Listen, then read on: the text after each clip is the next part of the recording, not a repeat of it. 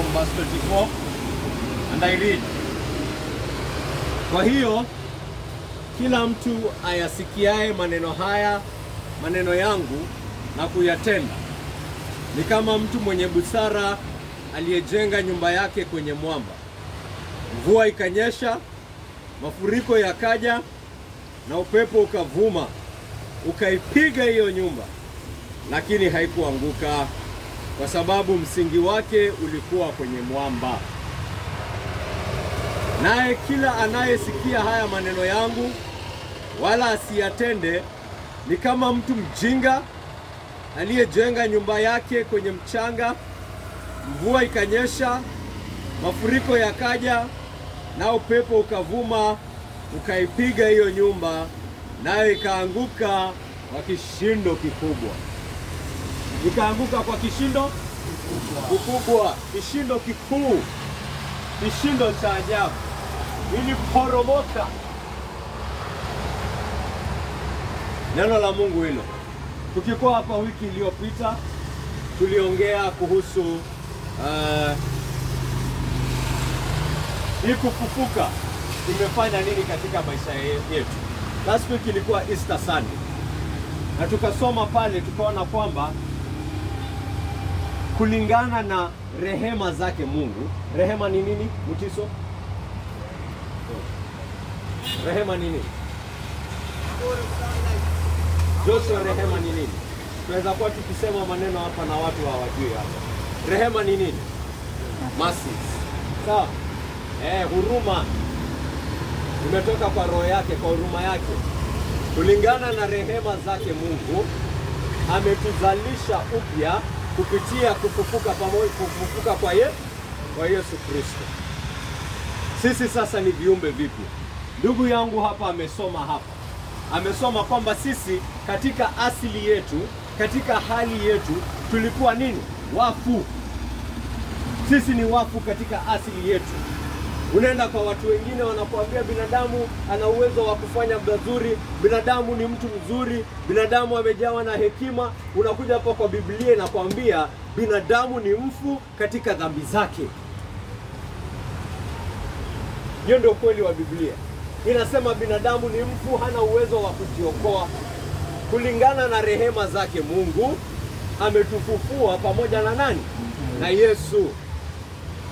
Kama haujafufuka pamoja na Yesu, kulingana na Biblia, bado umefanya nini? Bado umefanya nini? Bado umekufa. Bado wewe ni mfu. Bado wewe ni mfu katika dhambi zako.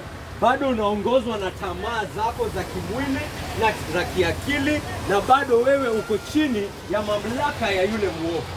Huyo ndio anatawala hii dunia kupitia tamaa za kimwili na tamaa za kiakili. Tamaa za kimwili, ulevi, uzinzi, kukula chakula mingi, gluttony. Tamaa za kiakili, hasira mingi, wivu, mambo kama hayo. Pastor, kuhusu asili yetu.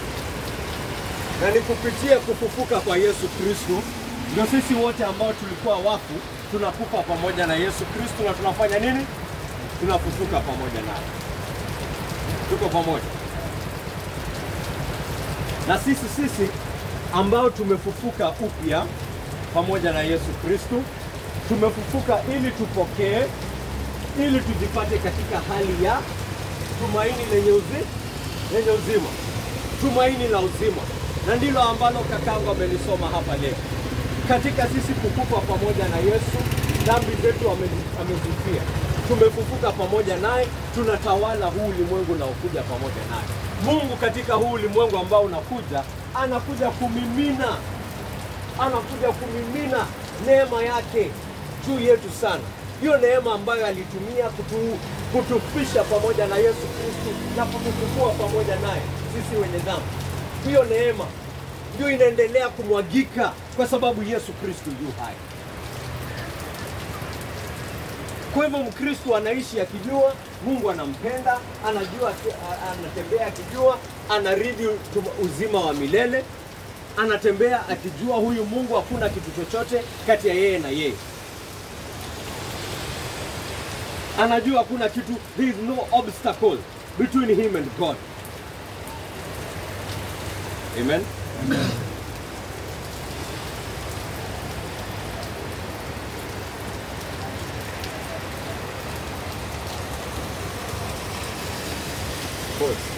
Sasa hii wiki ya leo umesikia maneno ya Yesu Kristo.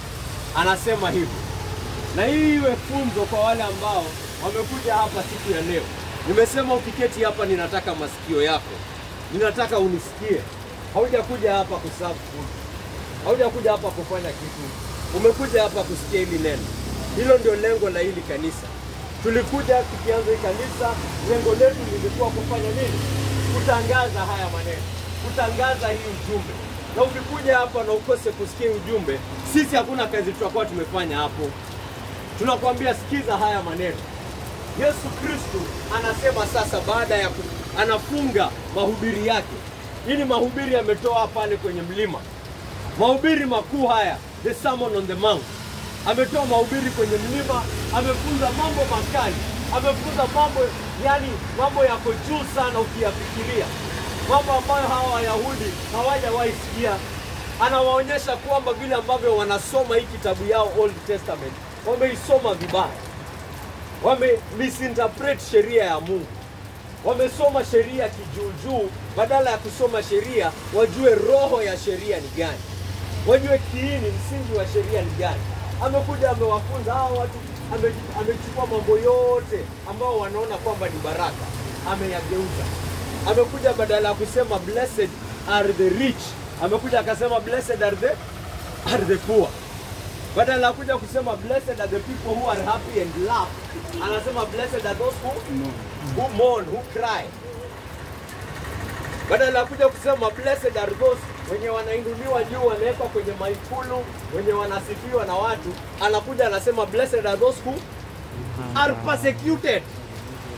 Wale wenye wanateswa kwa ajili ya jina langu, hao ndio wamebarikiwa. Anakuja anasema blessed are the meek, wale wenye wako chini kabisa, wenye wako humble.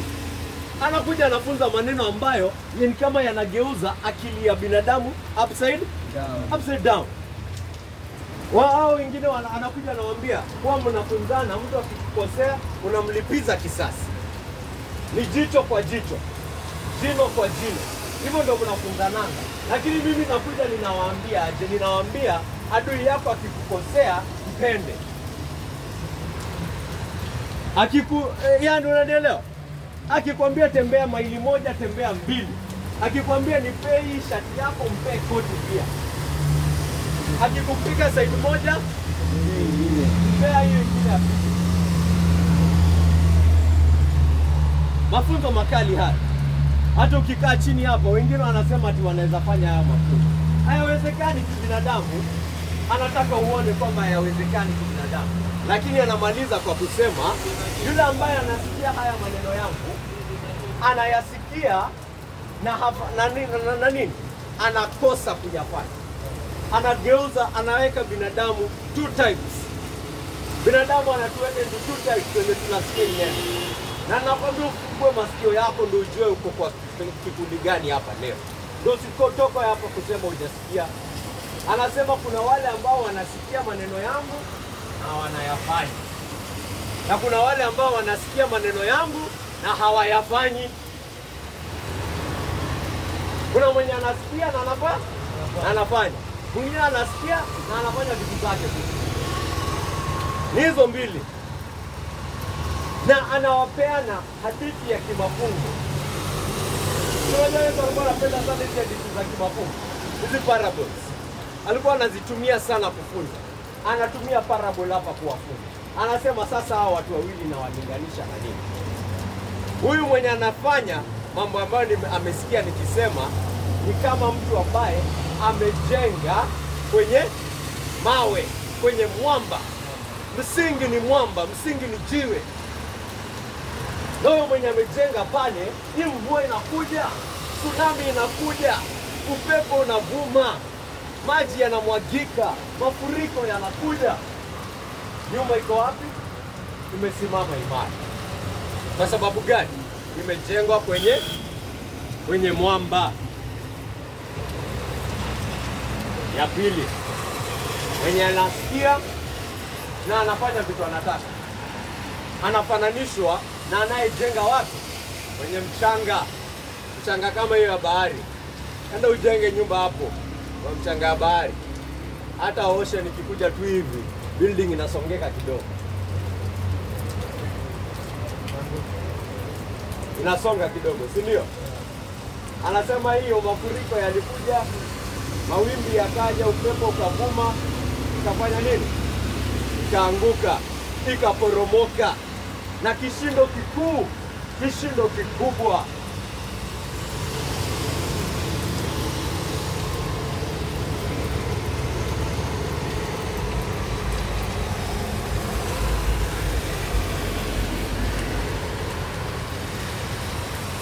Umesikia maneno ya Yesu wewe? Kuna wengine wameyasikia. Kwanza hata nikiyafunza, nikiquote verse, anajua mwisho wake. Anajua Biblia vizuri sana. Nasema for God so loved the world that he gave him.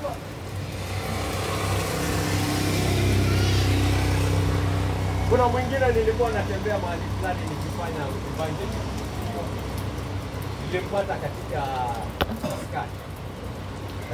Nilipata pale maskani pale, ana madawa zake za kulevya za kila aina. Nikaketi na yeye. Nikaanza kumueleza Injili. Kijana anajua Biblia vibaya sana. Hata nikamsomea neno ambayo najua Wakristo wengi sana ambao yani ni Wakristo wa kweli wamezaliwa upya hawajaisoma. Nikaisema hivi, akanimalizia. Ananimalizia 1 Corinthians chapter 15. Anaijua hivi. Nikamuuliza kakangu, huoni unajiongezea makaa wewe sasa wewe? Yani unajua mambo ambayo hata Wakristo wame yani wewe Biblia kwa hiyo nikamuuliza tunajuaje Biblia hii? Akaniambia ni gift. Niko na gift. Haya mambo yanaingia vizuri tu. Yani yanashika. Lakini yako pale na nikamwambia kakangu, wewe ni kama nimepanda mnazi ni hakuna manazi zinazaa. Yani una gift ambayo wengi sana hawana. Natazama hii ni kama hiyo gift yote umepewa, haifanyi chochote kwa maisha yako. Haifanyi chochote.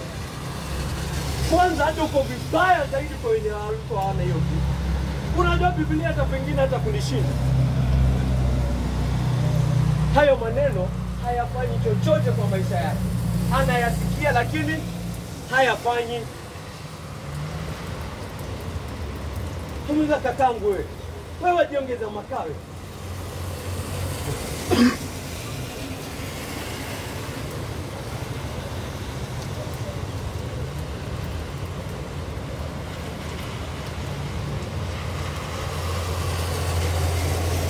Unaelezaje mtu kama huyo? Unaelezaje yule ambaye amekuja hapa wiki baada ya wiki, wiki baada ya wiki, wiki baada ya wiki, anasikia lakini hatendi. Anasikia lakini haina effect kwa moyo wake. Haimsongeshi moyo. Anahakikisha kwamba yeye ni anahakikisha kwamba vile ambavyo Waefeso Paulo ameandika, amefanywa kipofu na yule muovu wa hii dunia. Yule anayeongoza hii dunia amempofusha. Amemfunga macho ili asipate kuona nuru ya hii Injili. Anatembea kama kipofu katika hii. Mwingine anakuja kanisa kila siku, anasikia ya maneno, hayafanyi any effect on his heart. Maisha yake yanaendelea kama kawaida. Dhambi zake anaziendelea kama kawaida. Hazimtatizi roho. Kwanza sasa anapeana visingizio. Anajipea visingizio ndani ya roho yake. Anajitafutia excuses. Anajitafutia uhuru.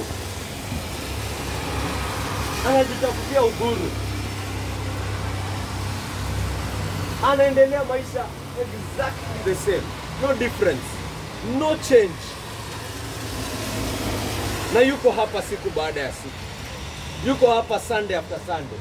Yuko hapa anaimba pamoja. Yuko hapa anasifu. Yuko hapa anatukuza. zero difference.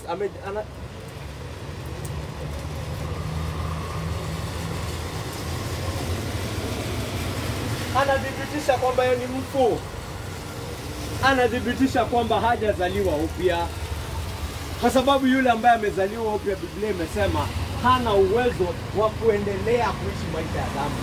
Hawezi kufanya mazoea ya kutenda dhambi, yaani dhambi inakuwa mazoea kwake.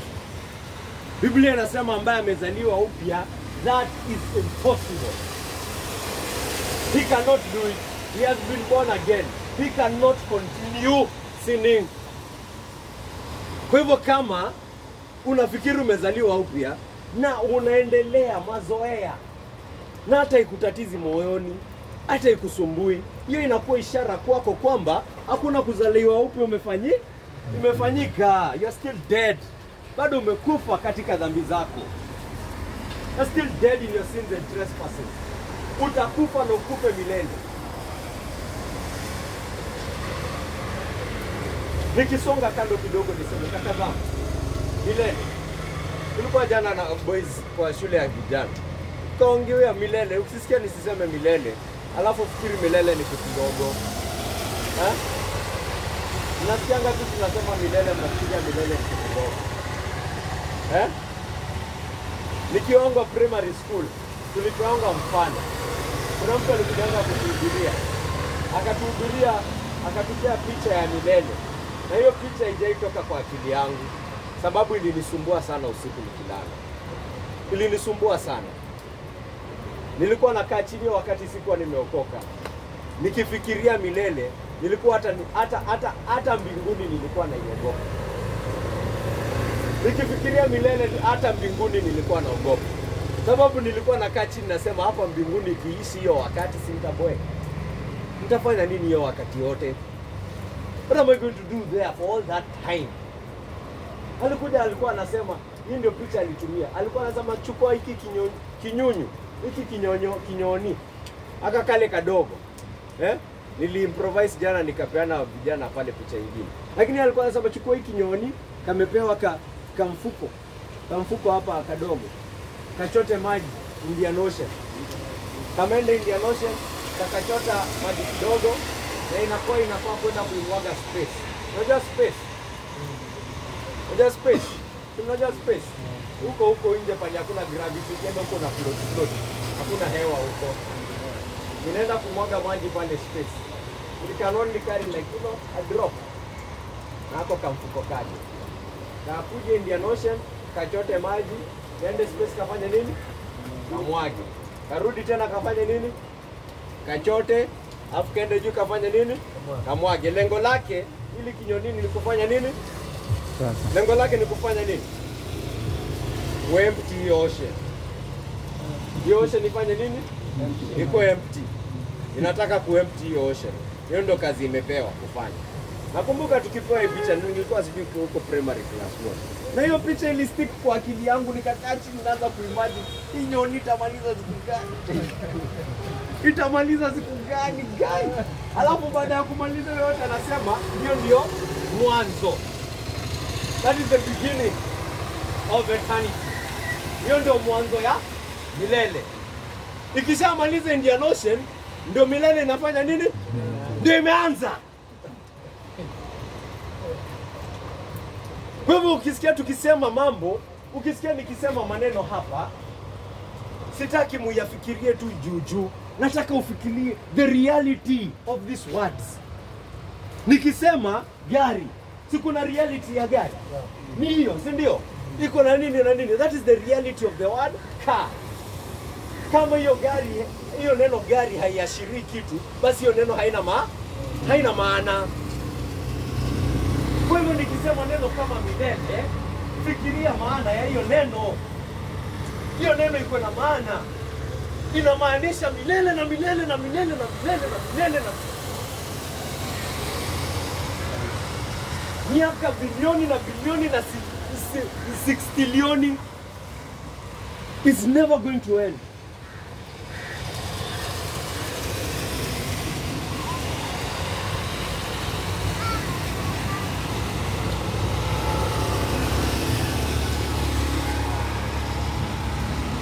Kwa hivyo wale ambao wanasikia haya maneno, hiyo ilikuwa brackets. Hiyo ilikuwa ni brackets. Ilikuwa by the way, nimeweka on the side. Nilikuwa nasema wale ambao wanasikia haya maneno na hawayafanyi, wanaashiria kwamba bado wamekufa, kwamba bado hawajamjua Yesu, kwamba bado hawajazaliwa upya. Kwa sababu unawezaje kumwita Yesu Bwana na ufuate mambo ambayo anakwambia? Unajua Bwana inamaanisha nini? Nilisema hapa, nikisema maneno nafikiria ukweli wake. Bwana inamaanisha nini? Lord, Igwe, mheshimiwa.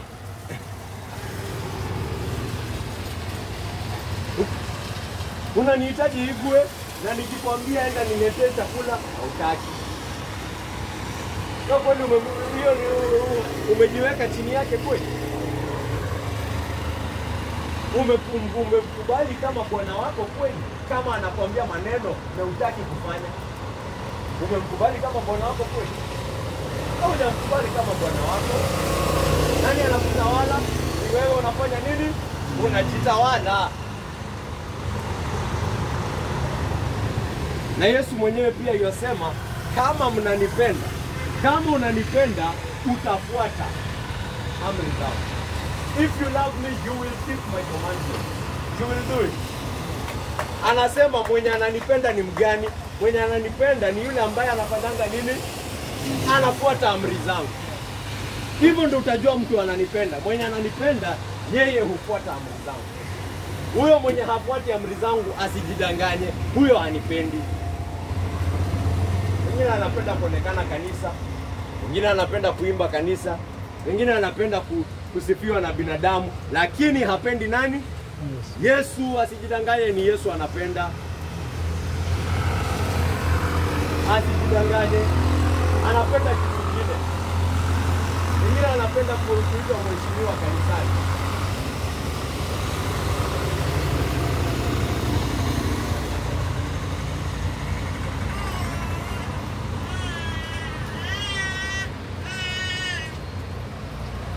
Tunafunza katika kanisa letu hapa kuhusu uteule wa Bwana, the election of God. Yaani kwamba wale wote ambao watazaliwa upya wanazaliwa kwa nguvu za Roho Mtakatifu. Ni Mungu ambaye anafanya hii kazi kulingana na neema yake. Neema yake inatoka kwa Roho yake, si yeye. Hakuna mtu ambaye anamsongesha. Sisi sote tumekufa katika dhambi zetu. Kama yeyote amefunuliwa Roho yake kuona utukufu wa Mungu, ni kwa sababu ya Mungu. Ni Mungu amefunua roho yetu ili tuone utukufu wa Yesu Kristo. Ni Mungu amefunua roho yetu ili tuwe katika Yesu Kristo. Ni kwa sababu ya Mungu ndio tuko katika Yesu Kristo. Kwa hivyo wale wote watakaozaliwa upya wamechaguliwa na Mungu. Anawajua, aliwachagua kutoka kitambo, anawajua na atahakikisha kwamba wataokolewa. Ni kwa mkono wa Mungu ndio mtu anaokoka. Ashaandika kitabu chake cha uzima, ashaandika. Kilikuwa kishaandikwa tangu mwanzo wa dunia, tangu hata kabla dunia iumbwe. Kitabu cha uzima kilikuwa kishaandikwa.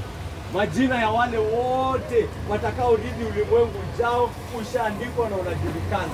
Si kwa sababu ya wewe, ni kwa sababu ya Bwana. Si kwa sababu ya yule ambaye anayetaka, si kwa sababu ya yule ambaye anakimbia, ni kwa sababu ya Mungu anayechagua, ni kwa sababu ya Mungu anayesonga mambo. Kwa hivyo imani yetu katika kujua kwamba watu wataokolewa ni kwamba katika nguvu za Mungu. Tumekuja hapa tukijua Mungu atasonga katika roho wake kuwaokoa watu. Hayo ndio mambo tunayofunza, kwa sababu ndio mambo tunayopata kwenye Biblia. Na ndio ambayo yanaambatana na ukweli wa neema. Neema tunajua ni nini? This grace. This grace. Nikitembea hapa nipate watu wawili wanaomba pesa, nimpe mmoja nikose kumpa huyo mwingine, nitakuwa nimemkosea huyo mwingine? Nitakuwa nimemkosea? Kwa sababu gani? Ulipoomba nao. Ni neema yangu inatoka. Natoka kwa roho yangu. Nikitaka kuwapa wote wawili ni sawa. Na nikitaka kumpa mmoja bado ni sawa, si haki yake. Si haki yake. Hiyo ndio neema. Kwa hivyo hakuna mtu ambaye anaweza simama mbele ya Mungu aseme lazima unirehemu, lazima unipe neema yako, lazima.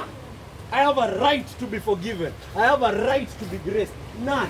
Your right is to hell. Hiyo ndio right yako. Justice yako ni kwenda pale ambapo dhambi zako zimekupeleka, ambapo ni jehanamu na kifo cha milele. Milele, kifo cha milele, moto wa milele. Moto usioisha, mateso yasiyoisha. Hiyo ndio haki yako mbele ya Mungu ambaye ni Mungu wa milele, ambao umemtusi, ambao umemdharau kwa dhambi zako.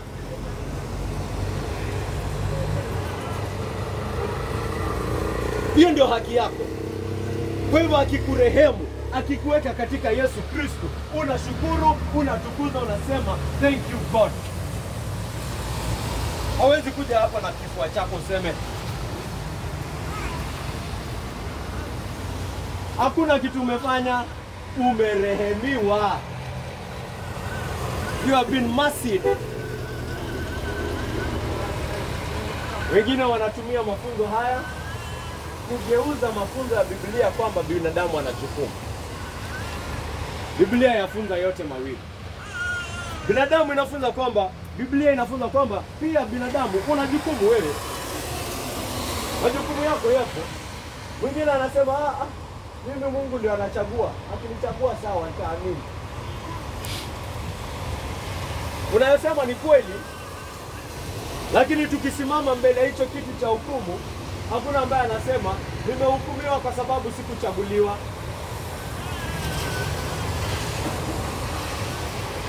Utahukumiwa kwa sababu ya nini? Uovu wako. You will be judged for your wickedness. Utahukumiwa kwa sababu ya dhambi zako. Utahukumiwa kwa sababu umemuasi Mungu wa milele. Utahukumiwa kwa sababu ulisikia maneno yake na ukakataa kuyafuata. Au kuona kitu hapo. Ulisema maneno ya Mungu si kitu. Maneno ya Mungu ni bure. Huyu Yesu mimi sioni chochote hapo. Utahukumiwa kwa sababu ya hiyo.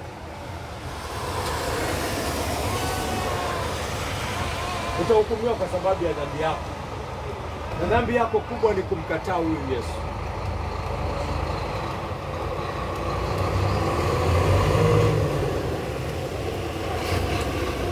Biblia yafunza yote mawili. Yafunza kuhusu jukumu lako, yafunza kuhusu uteule wa Mungu. Tukiangalia kifilosofia ni kama hizo laini mbili hazipatani. Ni kama zinaenda hivi, parallel. Lakini kwa sababu tunayapata kwenye Biblia, tunajua kwamba hayo mambo yote mawili ni marafiki. Tutayafunza yote.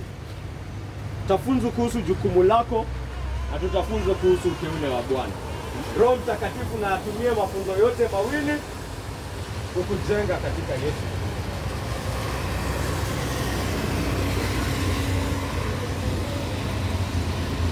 Kwa sababu leo tunafunza kuhusu ile jukumu lako. Anasema unatazama vile ambavyo ametumia hii hadithi ya kimafumbo. Naomba tuketi kwamba tupate chai tafadhali. Naomba tuketi hivi. Hapa leo kuhusu majukumu yako. Hii hadithi ambayo amepeana hadithi ya wajenzi wawili. Wajenzi, yani wanafanya nini? Wanajenga. Kuna kitu wanafanya. He's active. He's doing something. Kwa hivyo Biblia inaashiria kwamba wewe wajenga, mimi najenga. Sote tunajenga. Kuna yale mambo ambayo yanafanana kati ya hawa wajenzi wawili. Ya kwanza ni kwamba wote wawili wanafanya nini? Wanajenga. Wote wanajenga. Ya pili ni kwamba majaribio yatafanya nini? Yatakuja. Upepo, mvua, mafuriko yatakuja kwa yote. Si ndio? wote ni wajenzi na majaribio yatakuja kwa wote. Tofauti iko wapi? Tofauti iko wapi?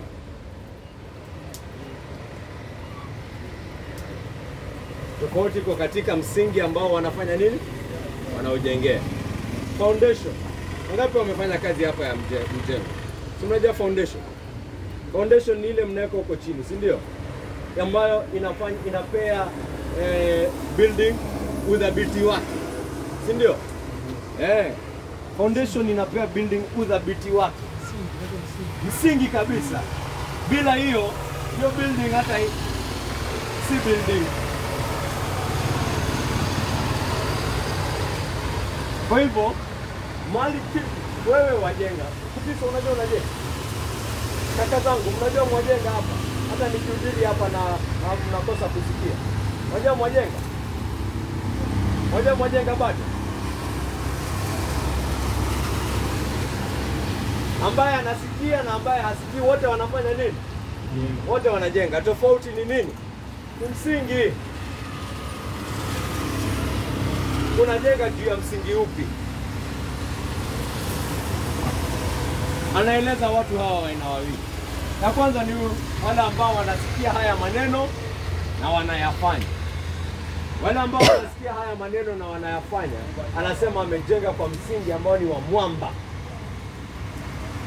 Msingi ni wa mwamba, yani jiwe. It's on the rock.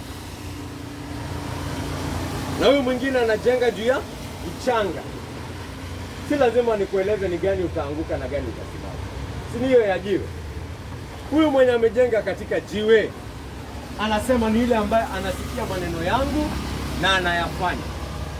Na maneno ya Yesu yanatuashiria kwamba msingi halisi ni nini? Msingi halisi ni nini? Ni yeye mwenyewe. Jesus Christ himself. Yeye mwenyewe ndio msingi. Yeye mwenyewe ndio mwamba imara.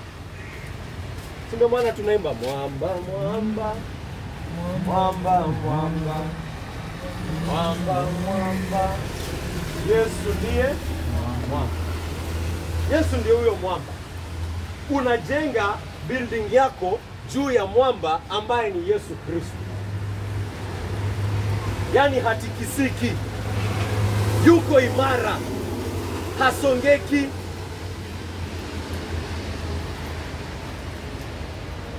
Mbona huyu Yesu ndio mwamba imara?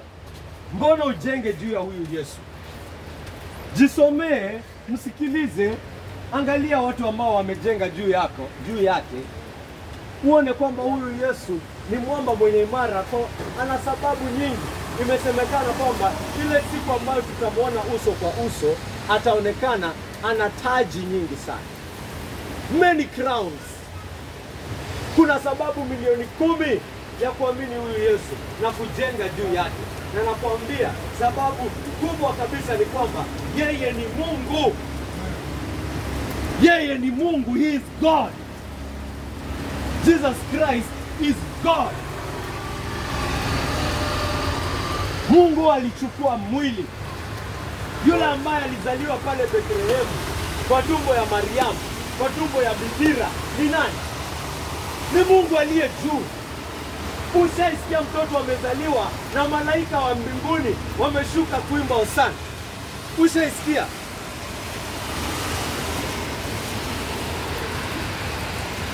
Ushaisikia mtoto amezaliwa ambaye ametabiriwa miaka iliyopita na ambaye amemtabiri, amemwita Mungu mwenye nguvu? Ushaisikia? Aliyezaliwa pale Bethlehemu na waambia pale kwenye kona, ni Mungu mwenye nguvu. Ni Mungu aliye juu. It is God Almighty that you are going to neglect. It is God Almighty mwenye mnadharau kwa kutosikia hili neno. It is God Almighty mwenye mnadharau. Mumekuja kusikia maneno ya aliyezaliwa Mungu mwenye nguvu, na mnadharau maneno yake, mnadharau heshima yake.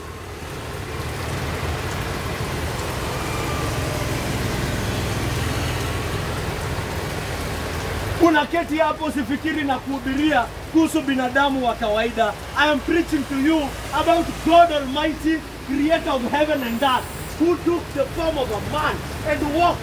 Alijihumble, alinyenyekea. Unafaa kustaajabu, useme ni aje Mungu alinyenyekea hivyo. Wewe hutaki kusikia maneno ya Mungu kutembea katika mwili. Wewe hutaki kusikia maneno ya Yesu. Hautaki kusikia maneno ya mwamba mwenye imara.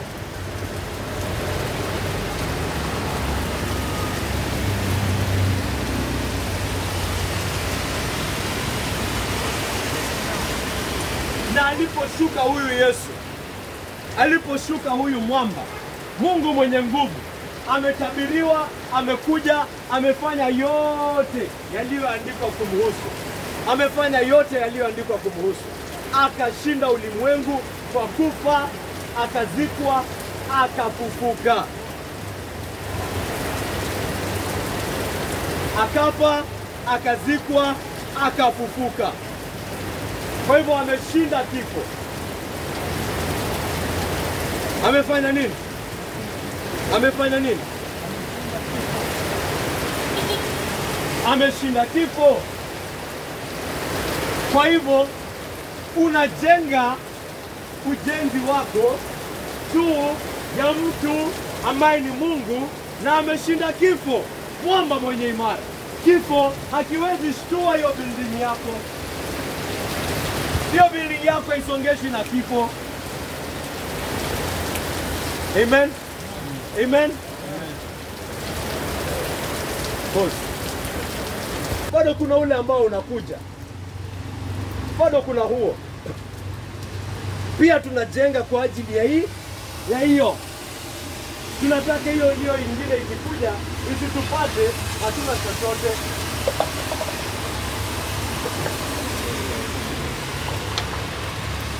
Isitupate tumefilisika. Wanielewa? Ulimwengu ujao isikupate umefilisika. Wewe umejenga. Yesu mwenyewe anakuambia jenga kwa ajili ya hiyo pia. Hiyo isikupate kama umefilisika, isikupate huna kitu. Kwanza anasema kama unataka kusave, usiweke savings hapa, weka savings kwa ile ambayo inafanya nini? Ile inakuja. Kuna vile ambavyo Yesu anasema unaishi ambayo ni savings za neema unaweka.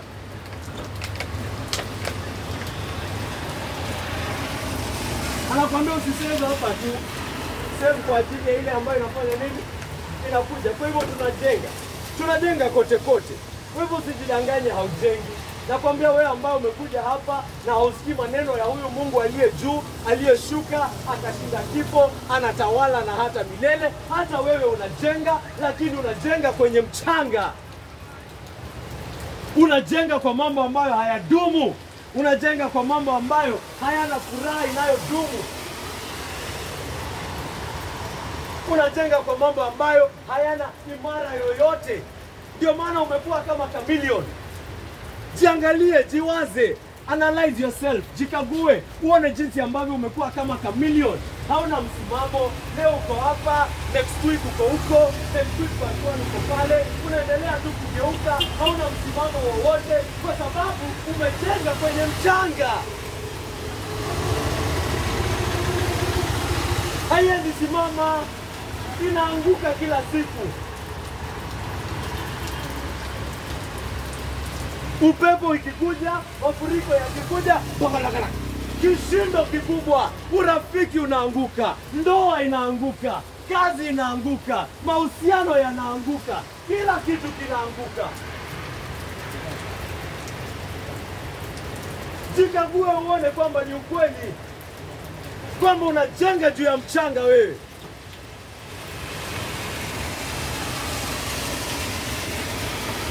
Jiwaze uone kwamba ni ukweli. Umejenga juu ya mchanga. Na kila ujenzi lazima itajaribiwa. Si katika ulimwengu huu pekee, hata ulimwengu ujao.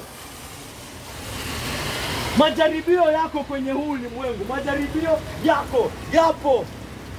Yataonyesha kwamba hiyo maisha unaishi it is nothing. Hakuna kitu hapo. Umejifunga macho, unajidanganya. Majaribio yanakuja pale kukuonyesha kwamba umeweka tumaini lako kwa kitu ambacho si kitu. Umeweka tumaini yako kwa mchanga.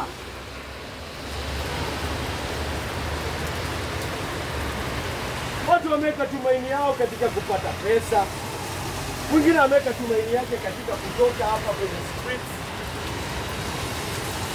Mwingine ameweka tumaini yake katika ndoa, katika familia yake. Hapo ndio tumaini yake iko. Anafikiri maisha itakuwa shwari sana. Hapo ndio anajengea nyumba. Kitu yote itanitoa kwa street nitafanya. Hata kama ni kuua.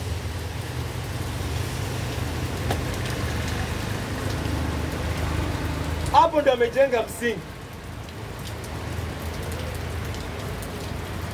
Marafiki zake wenye amefanya makateli, hapo ndio anajengea msingi.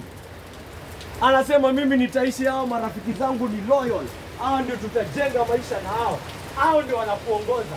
Hiyo ndio msingi yake sasa. Anajenga juu ya hiyo. Wacha urafiki yake apate tamaa ambayo anaona yeye umekuwa adui wake. Anakuacha hapo. Anakusaliti papo hapo. Na unajenga juu ya hiyo urafiki yake. Nakwambia hakuna chochote ambacho utajenga juu yake. Hakuna kitu chochote utajenga juu yake ambayo itasimama. Mwamba ni mmoja pekee. Huyu Yesu Kristo ndiye mwamba pekee yake. Unamwamini, unaishi kama unayemfuata. Unasikiza maneno yake. Utasikiaje, utajuaje jinsi ya kumfuata bila kumsikia? Utasikiaje bila kumsikia? Bila kutafuta kusikia neno lake. Unasikia neno lake, unasoma Biblia, umesoma Biblia pale, imekujia. Lakini ikifika pale ukiwa pale kazini. Ukiwa pale kazini, unaona huyu bosi wako anakulazimisha udanganyi. Ama kazi yako inakulazimisha udanganyi. Alafu wewe unaamua kufanya nini? Unaamua kuwa muongo. Kwa ajili ya kazi. Kwa ajili ya bosi. Wewe unajenga juu ya nini? Wewe ndio msingi yako. Unajenga juu ya bosi. Unajenga juu ya kazi. Hiyo ndio msingi unajengea sasa. Kwa sababu kama unajenga juu ya Yesu, Yesu atakuja pale akwambia, wacha hiyo mambo unafanya. Mimi niko hapo na wewe. I will provide for you. I am there for you. Je, utatembea kama mtu ambaye anamwamini huyo Yesu? Je, utajenga juu ya huyo Yesu? Je, utasema hata kama nikupoteza hii kazi, wacha nipoteze, lakini nitajenga juu ya Yesu. Nitakataa hiyo mambo kwa sababu mimi ni mfuasi wa Yesu. Hiyo ndio kujenga juu ya Yesu. Anapokuambia maneno unafanya nini? Unasikia. Ukipata roho yako ina ugumu wa kumfuata, amesema kwamba ni kupitia nguvu zake ndio hata tunamwomba. Yeye ndio anatuwezesha kumtii. Kwa hivyo ukipata roho yako ina ugumu wa kumtii, unaenda kwa nani tena? Kwake yeye mwenyewe tena unamwambia, Mungu wangu, nina nguvu ya kukutii. Nina ugumu wa kufanya haya maneno. Nina ugumu wa kuacha uzinzi wangu. Nina ugumu wa kuacha ulevi wangu. Nina ugumu wa kuacha kuwa muongo kazini. Nina ugumu wa kufanya hili wala lile. Na ninaona kwamba ninaenda kadri na amri zako. Mungu wangu, nifanye nini? Nisaidie.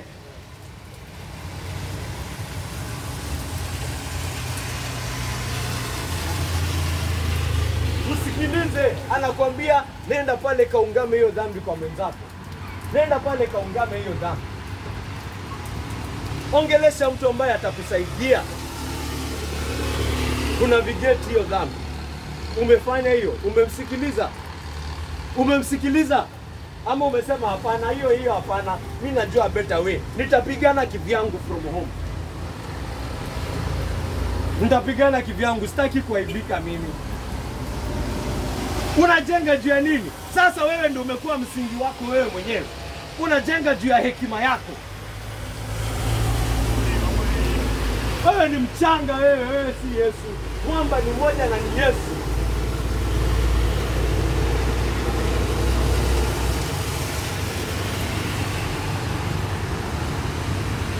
Unajenga juu ya nini? Maamuzi yote unayafanya na kwambia leo. Na wewe unajua kuna kitu lazima uongoze maamuzi yako. Binadamu lazima ufanye maamuzi. Na lazima iongoze maamuzi. Ile ambayo inaongoza maamuzi yako, hiyo ndio msingi ambao unajenga juu yake. Sika kwa leo tu unajenga juu yake.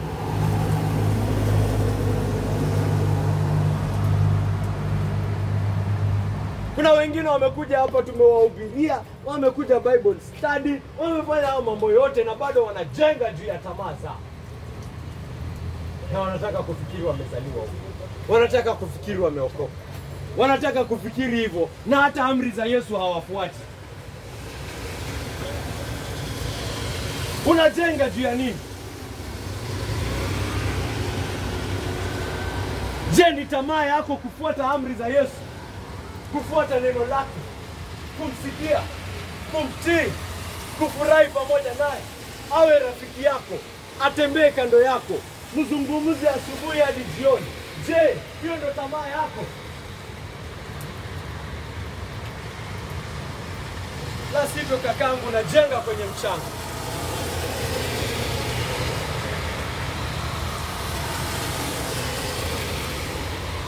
Mateso yakikuja, taabu za dunia zikikuja, dhiki za kila aina, vishawishi, temptations, vishawishi vinavyokuja vitaonyesha kwamba huo msingi ambao umejengea ni msingi bure. Ni msingi bure. Na hakika the ultimate test ikikuja, hukumu ya Bwana wa majeshi, hukumu wa Mungu aliye juu, itakapokuja hiyo hukumu yake, hiyo building umejenga itaporomoka, itaanguka kwa kishindo kikuu.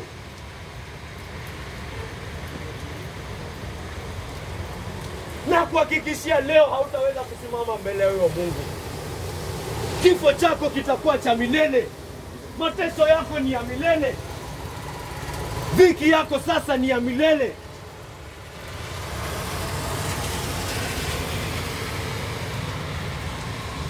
Utasimamaje mbele ya Mungu? Utasimamaje mbele ya huo upepo? Utasimamaje mbele ya huo moto? Utasimamaje mbele ya hayo mawimbi? Je, ujenzi wako utasimama? Unajenga kwenye msingi mwenye imara. Unajenga juu ya Yesu.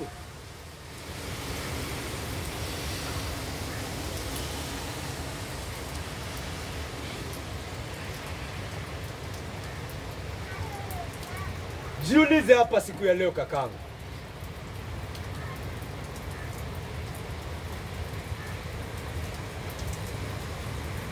Hakuna ambaye hajengi.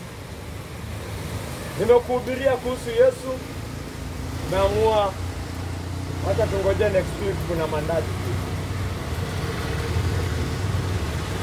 Hata wewe wajenga kakangu. Na huo mjengo wako utafanya nini? Utajaribiwa katika ulimwengu huu na ule ujao.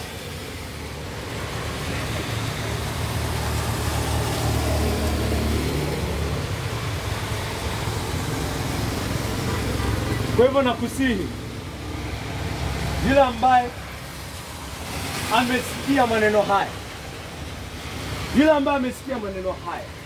na amegundua kwamba amekuwa akijenga juu ya mambo ambayo hayana maana, amegundua kwamba amekuwa akijenga kwa misingi ambayo si misingi, amegundua kwamba akiendelea hivyo ataporomoka milele na milele. Waza kuhusu milele kakangu. Think about it. I tell you, think about the reality of the word milele. Inamaanisha nini hiyo milele?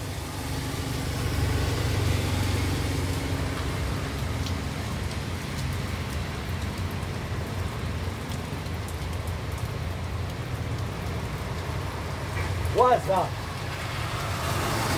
fikiria, na umegundua kwamba utapotea milele.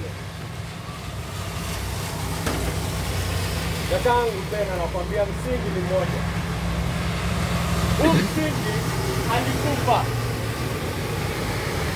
alikufa ili yeyote amwaminie asipotee. Kakangu, it is not too late to start building. Hautachelewa. Usifikirie utaenda kwa Yesu akwambie kwa hiyo mawe yako, hiyo mchanga zako. La hasha, anakubali watu na mikono open hivi. Hivyo ndio hata alisulubishwa. Ili yeyote ambaye atatazama huyo msalaba agundue Yesu alikufa kwa ajili yako. Unakubaliwa na Mungu kwa ajili ya Yesu. Mungu anakukubali leo. Mungu anakukubali saa hii. Mungu wa milele, Mungu aliye juu. Nakwambia kujenga inaanza kwanza na kukubali kwamba hakuna njia nyingine ya kujenga ni kujenge juu ya Yesu. Anzia hapo. Anza leo. Kuja leo. Ufunuliwe macho leo. Uangalie na uone. Tazama msalaba wa Yesu. Mungu aliye juu, nimekuambia huyu aliyeshuka alikuwa Mungu mwenye nguvu. Alikuwa muumbaji. Alikuwa mwenye nguvu za kusamehe dhambi. Alikuwa na nguvu za kukemea mapepo. Alikuwa na nguvu ya kuamrisha hata mvua. Angekuwa mkubwa wa hii kanisa angesema, rain, stop. Pendo huru tukue na service yetu.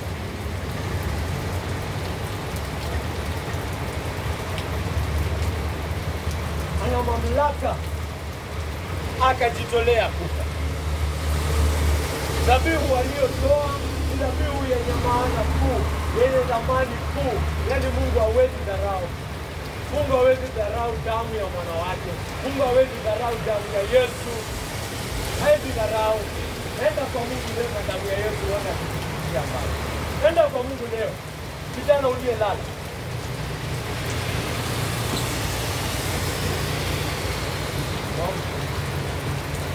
Kubali. Nachoka.